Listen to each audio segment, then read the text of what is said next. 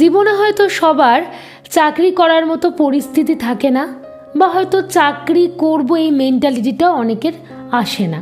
অনেকেই চায় যে ব্যবসার দ্বারা নিজেকে একটা ভালো জায়গায় পৌঁছে দিতে, কারণ ব্যবসা করেও অনেক মানুষ রয়েছেন যারা কিনা সত্যিভাবে সফল হতে পারে। তো অনেকের এই ইচ্ছাটাও থাকে, কিন্তু দেখবে ব্যবসার কথা মাথায় এলেই আমাদের দুটো জিনিসের কথা একটু বেশি পরিমাণে মাথায় আসে। সেটা হলো ব্যবসা করব, তা আবার কম ইনভেস্টমেন্টে, এটা কি করে সম্ভব? শুধু তাই নয়, আচ্ছা ব্যবসা যে জিনিসটা করব বলে ঠিক করেছি সেটার জন্য কি যখন তখন খুশি শুরু করা যায়? ব্যবসা মানেই তো অনেক কিছু ভাবনা চিন্তা করে, প্রচুর প্ল্যান করে তারপরে শুরু করতে হয়। হঠাৎ করে কি সব কিছু সিদ্ধান্ত নেওয়া যায়? আমি আজকে তোমাদের সাথে এমন 3টি ব্যবসা নিয়ে আলোচনা করব যেটা তোমরা কম টাকায়, মানে কম ইনভেস্টমেন্টে, এমনকি যখন খুশি তখন শুরু করে দিতে পারো। এর মধ্যে প্রথম যে ব্যবসাটার কথা বলবো সেটি হলো রুটির বিজনেস। বিষয়টা কি বলি, এখনকার দিনে আমরা প্রত্যেকেই জানি যে সকলেই কিন্তু আমরা কম বেশি ব্যস্ত। মূলত দেখতে পাওয়া যায় একটা বাড়ির একজন হাজব্যান্ড বা একজন ওয়াইফ দুজনেই হয়তো কাজের মধ্যে ব্যস্ত থাকেন। এখন সকলকে বিভিন্নভাবে অফিস যেতে হয়, এছাড়া অন্যান্য কাজের সাথে তারা যুক্ত থাকে। বা অনেক বাড়িতে দেখতে পাওয়া যায় বৃদ্ধারা রয়েছেন, যাদের পক্ষে হয়তো রাতের বেলা রান্না করা সবসময় সম্ভব হয়ে ওঠে না। অনেক সময় দেখতে পাওয়া যায় যে ভরসা বা বিশ্বাস করে হয়তো রান্নার লোকও রাখতে পারা যাচ্ছে না। শুধু তাই নয়, সেই হয়তো রান্নার লোক ঠিকমতো আসছে না, তাতেও নানা রকম কিন্তু সমস্যা তৈরি হয়ে যায়। এখন আমরা অনেক সময় দেখতে পাই যে এই রুটির দোকান, রুটির বিজনেস, ধরো তোমার বাড়ি রয়েছে রাস্তার ধারে, তাহলে বলবো এই অপরচুনিটিটাকে একেবারে কাজে লাগিয়ে ফেলো, কোনো চিন্তাই করো না। কোনো কাজ করা বা কোনো ব্যবসা করাই কিন্তু ছোট নয়। মানে আমরা অনেক সময় কাজকে মনে করি যে এই কাজটা করব, কোনো কাজই কিন্তু ছোট নয়। তুমি যদি মন থেকে ভালোবেসে শুরু করতে পারো তাহলে দেখবে তুমি অনেক উন্নতি করতে পারবে, অনেকটা ভালোভাবে তুমি বাঁচতে পারবে। কারণ তুমি তো আর চুরি ডাকাতি করছো না, তুমি সম্মানের সাথে কোনো কাজ করছো। দেখবে এরকম অনেক দোকান গজিয়ে উঠছে, অর্থাৎ কিনা যাদের বাড়ির কাছাকাছি পজিশানটা খুব ভালো রয়েছে, সেখানে হয়তো একটা রুটি তরকারির দোকান দিল, তাহলে দেখা গেল মানুষ কিন্তু সেখান থেকে অনায়াসে কিনতে পারলো। তারপরে শুধু তাই না, তোমার যদি দামটা একটা রিজনেবল প্রাইসে থাকে বা গুণগত মানটাও যদি একটা ভালোভাবে থাকে, তাহলে মানুষের ঝোঁকটা বাড়বে, মানে তোমার কাছ থেকে মানুষ বেশি কিন্তু কিনতে চাইবে। এবার ধরো অনেক সময় দেখতে পাওয়া গেল যে তোমার বাড়িটা এমন জায়গায়, হয়তো সামনে চারপাশের মধ্যে হয়তো কিছু অত নেই, বা হতে পারে হয়তো লোকালিটির মধ্যে নয়, মানে খুব লোকালয়ের মধ্যে নয়। তখন কি করবে? তখন বলবো প্রথম তুমি হোম ডেলিভারির চেষ্টা করো। পার্টিকুলারলি কাউকে রাখো যে কিনা একটুখানি পৌঁছে দেবে। মোটামুটি কাছাকাছির মধ্যে, বিশাল দূর হয়তো যাওয়ার ক্ষমতা নেই, একটু কাছাকাছির মধ্যে যাওয়ার চেষ্টা করো। এইভাবে কিন্তু তোমাকে মানুষকে কাছে টানতে হবে। বাড়িতে পৌঁছে দিলে মানুষের অনেক বেশি সুবিধা হয়। আমরা দেখতে পাই যে এখন বিভিন্ন অকেশনে, পিকনিক, প্রত্যেকে মানে অনেক রুটি নিচ্ছে, তার সাথে তো তরকারিও নিচ্ছে। তো এইভাবে যদি পৌঁছে দেওয়া যায়, আমি বলবো তাদের জন্য অনেক ভালো। তারপরে একটা সময়ের পর দেখা গেল তুমি খুব ভালো মতো ইনকাম করতে শুরু করেছো, যথেষ্ট প্রফিট তুমি কিন্তু দেখতে পাচ্ছ। তখনই কি করলে, একটা দোকান ঘর ভাড়া নিয়ে নিলে, বা তোমার সামর্থ্য যদি হয়ে থাকে তাহলে একটা দোকান কিন্তু কিনে নিলে। এবারে দেখো, শুধু রুটির ব্যবসার মধ্যে তো ব্যবসাটাকে শুধুমাত্র থামিয়ে রেখে দিলে চলবে না, তোমাকে তো একটুখানি বাড়ানোর চেষ্টা করতে হবে। তার জন্য কি করবে, আস্তে আস্তে যখন তোমার ব্যবসাটা বড় হলো, তখন আরও 2-4টে লোক রাখলে। প্রথম দিকে হয়তো বাড়িরই 2-1জন মিলে শুরু করলে, তারপর আস্তে আস্তে কিন্তু লোক রাখতে শুরু করলে। এমনকি শুধু তাই নয়, তখন রাতের খাবার ছাড়াও তোমরা ব্রেকফাস্ট আইটেম করতে পারো। দেখবে আমাদের তো লক্ষ্যই থাকে যে মানুষজন যাতে যত বেশি পরিমাণে মানে কেনাকাটা করবে, ততই কিন্তু আমরা আমাদের ব্যবসায় কিন্তু প্রফিট করতে পারবো। আর এই বুদ্ধি যদি একবার অ্যাপ্লাই করে চলতে পারো, তাহলে আমি নিশ্চিতভাবে তোমাদেরকে বলতে পারি তোমরা কিন্তু যথেষ্ট পরিমাণে প্রফিট চাইলেই করতে পারবে। তার জন্য এই ব্যবসাটার কথা অবশ্যই মাথায় রাখতে পারো। দেখো এখানে কিন্তু ইনভেস্ট আমাদের বেশি লাগছে না, তার কারণ রুটি তরকারি বানানোর জন্য বা প্রথমে অল্প করে শুরু করার জন্য যে সমস্ত সামগ্রীর প্রয়োজন হয়, সবটাই কিন্তু আমাদের বাড়ির মধ্যেই থাকে। আমাদেরকে কিন্তু অনেক টাকা প্রথম দিকে খরচা করতে হচ্ছে না। এবার দেখো, যত তুমি ব্যবসা বাড়াবে তত বেশি তো তোমাকে ইনভেস্ট করতে হবে। হবে। প্রথম দিকে এতটা ইনভেস্ট না করলেও কিন্তু চলবে। এবারে দ্বিতীয় যে ব্যবসাটার কথা বলবো সেটা হলো কেকের বিজনেস, তার সাথে হচ্ছে তার প্যাটিসেরও বিভিন্ন রকম বিজনেস। এখন তোমরা সকলেই নিশ্চয়ই জানো যে এটা একটা ট্রেন্ডিং চলছে বিষয়। মানে এখনকার দিনের কেক বেকিং বা এই প্যাটিস তৈরি করা এবং সেটাকে সেল করা, এটা সত্যি বলতে পারো ট্রেন্ডিং। এখনকার দিনের মানুষজন প্রত্যেকটা অকেশানে কম বেশি কিন্তু কেক কাটিং করতে ভালোবাসে। তাই জন্যই বলবো, যদি এই কেক বেকিংটা বা এই প্যাটিস তৈরি করা তোমরা শিখতে পারো। এই সমস্ত কোর্স করার জন্য সত্যি কথা বলতে কি প্রচুর সময়ের কিন্তু প্রয়োজন হয় না। মানে ম্যাক্সিমাম হয়তো তোমরা একটা 5 থেকে 6 দিনের কোর্স করে তোমরা চাইলেই শিখে নিতে পারবে। শুধু তাই না, এর জন্য যে ইনভেস্টটা মানে যে কোর্স করার জন্য যে পয়সাটা দিতে হয় সেইটাও কিন্তু অতিরিক্ত নয়, আমাদের প্রত্যেকের কম বেশি সাধ্যের মধ্যে। মোটামুটি 1,500-2,500 টাকার মধ্যে এই বিষয়টা কিন্তু মিটে যায়।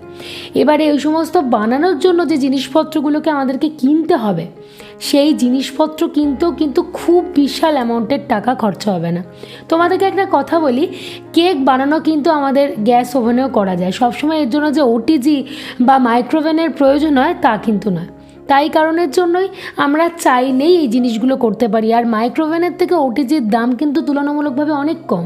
তোমরা চাইলে ওটিজিও কিন্তু কিনে নিতে পারো। তার মানে দেখো, তোমাদের কিন্তু প্রচুর টাকা ইনভেস্ট করতে হবে না প্রথম দিকে ব্যবসাটাকে শুরু করলে। এখন সোশ্যাল মিডিয়া কিন্তু বিশাল বড় একটা মাধ্যম আমাদের প্রমোশন করার জন্য যে কোনো ব্যবসায়। সেখানে তুমি আস্তে আস্তে প্রমোশন করা শুরু করলে, একটা পেজ খুললে, পেজের মধ্যে তোমার বিভিন্ন কাজের ছবি আপলোড করতে শুরু করলে, ভিডিও আপলোড করতে শুরু করলে, তাহলে দেখা যাবে ওটা কিন্তু আরও 5টা মানুষের কাছে পৌঁছাতে শুরু করলো। শুধু তাই নয়, বাজারে যে সমস্ত কেকের দোকান রয়েছে, পেস্ট্রি বলো বা প্যাটিসের দোকান রয়েছে, তাতে তারা যে ধরনের দামগুলোকে রেখেছে তার থেকে একটু কম দামের মধ্যে তুমি রাখার চেষ্টা করলে, হ্যাঁ, প্রথম দিকে হয়তো তোমার লাভটা সেভাবে হলো না, কিন্তু আস্তে আস্তে দেখবে মানুষকে যখনই তুমি তোমার দিকে টানতে পারবে, তখন কিন্তু তোমার ব্যবসা আস্তে আস্তে উন্নতি হতে শুরু করবে। একটু কম দামের চেষ্টা করতে হবে। আর মনে রাখবে, আমরা প্রত্যেকেই এখন চাই যে একটু হোমমেড যদি জিনিসপত্র পাওয়া যায়। তার কারণ বাইরের বিভিন্ন কেক থেকে না অনেক প্রিজারভেটিভ থাকে। প্রত্যেকের একটা ইচ্ছা থাকে না, যদি বাড়ির ফ্রেশ জিনিসটা আমরা পাই তাহলে বেশ ভালো লাগে। তাই এইভাবে শুরু করতে পারো। কাছাকাছি তোমার চত্বরে যে সমস্ত দোকান টোকান রয়েছে তাদের সাথে কথা বললে যে তুমি এরকম কেক সেল করো। অনেক সময় দেখতে পাওয়া যায় আমরা মাফিন, তারপরে কাপ কেক এই ধরনের জিনিস বা স্লাইস কেক এই ধরনের জিনিস দোকান থেকে কিনে থাকি। সেই সমস্ত দোকানের সাথে কথা বললে এবং সেইখানে হয়তো তুমি সেই জিনিসগুলোকে দিলে, তারাও তখন বিক্রি করতে পারলো, তোমারও এখান থেকে কিন্তু প্রফিট হলো। কারণ কাস্টমারের যদি একবার সেই জিনিসটা মুখে লেগে যায়, মানে তুমি যে প্রোডাক্টটা বানিয়েছো তার যদি একটা পছন্দ হয়ে যায়, তখন কিন্তু সেল বাড়তে শুরু করবে। তখন দেখা যাবে যে সেই দোকানদারও কিন্তু তোমার থেকে বেশি পরিমাণে কিনতে শুরু করছে। সবসময় হয়তো পেস্ট্রিটা সবাই রাখতে পারলো না, কারণ পেস্ট্রি যেহেতু ক্রিমটা গলে যায়, যে কারণ হয়তো অনেক দোকানে তো ফ্রিজ টিজ না থাকলে তারা হয়তো সেটা পারবে না। কিন্তু স্লাইস কেক, বিভিন্ন মাফিন বলতে পারো বা কাপ কেক বলতে পারো, এইগুলো তো রাখা যেতেই পারে। এরকমভাবেই কিন্তু তুমি আস্তে আস্তে শুরু করতে পারো এবং একটু ন্যায্য মূল্য নাও, কোয়ালিটিটাকে ভালো রাখো, দেখবে মানুষজন কিন্তু কিনতে স্বাচ্ছন্দ্য বোধ করবে বা কেনার প্রতি একটা আগ্রহ দেখাতে পারবে। তাই বর্তমান যুগের বলতে পারো এই বিজনেসটা অবশ্যই কিন্তু খুব ভালোভাবেই আমরা চাইলে করতে পারি। এবারে থার্ড যে বিজনেসটার কথা বলবো সেটা হলো আচারের বিজনেস। আমরা প্রত্যেকেই কম বেশি কিন্তু আচার এই জিনিসটাকে খুব ভালোবাসি, কিন্তু বলতে পারো এখনকার দিনে না সেই জিনিসটা খুব একটা পাওয়া যায় না। আগেকার দিনে সেই মা ঠাকুমাদের হাতের স্পেশাল আচারগুলোর কথা সত্যি একটুখানি ভেবে দেখো তো, আমাদের মনে পড়ে না নাকি? সত্যি কিন্তু মনে পড়ে। আমরা চাই, খুঁজি, কিন্তু সেরকম ভালো মানের আচার সত্যি কথা বলতে কি পাওয়া যায় না।